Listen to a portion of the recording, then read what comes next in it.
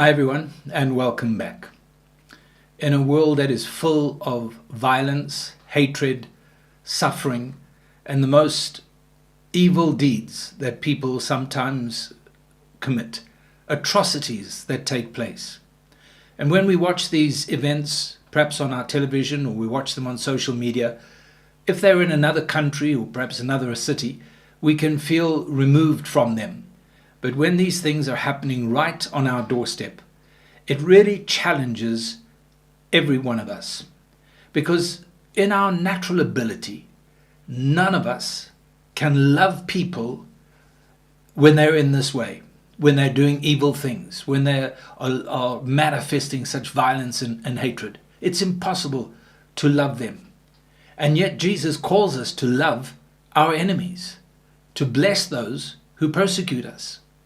And you see, what's important for you and I to understand, that this love is not our love.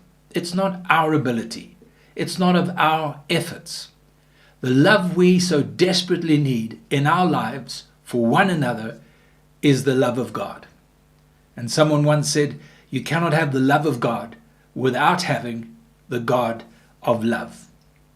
So Paul writes in Romans chapter 5, and he says that hope maketh not ashamed, because the love of God is shed abroad in our hearts by the Holy Spirit, which is given to us.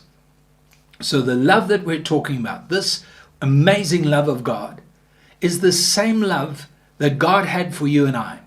Even while we were still sinners, the Bible says God loved us. For God so loved the world, he gave his Son.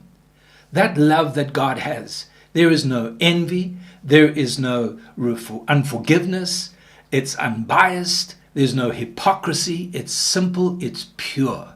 It's the love of God. It's part of God himself. And that is what God is looking for you and I to have in our lives. So that we don't try to force our love, but we're trusting and depending on the love of God through the power of the Holy Spirit to rise up in us, from us, and through us. I believe the trick or the tactic of the enemy is to get us to try to love people in our own strength. And then we fail and we fall into unforgiveness and resentment. We need to stay in the miraculous power of God's love. John writes in 1 John 4, and he says, dear friends, let us love one another, for love comes from God. So I want to encourage you, draw on the love of God and let that love pour out of your life and touch the lives of all those around you, whoever they are, no matter what they do, no matter what they say. Let us love with the love of God. God bless.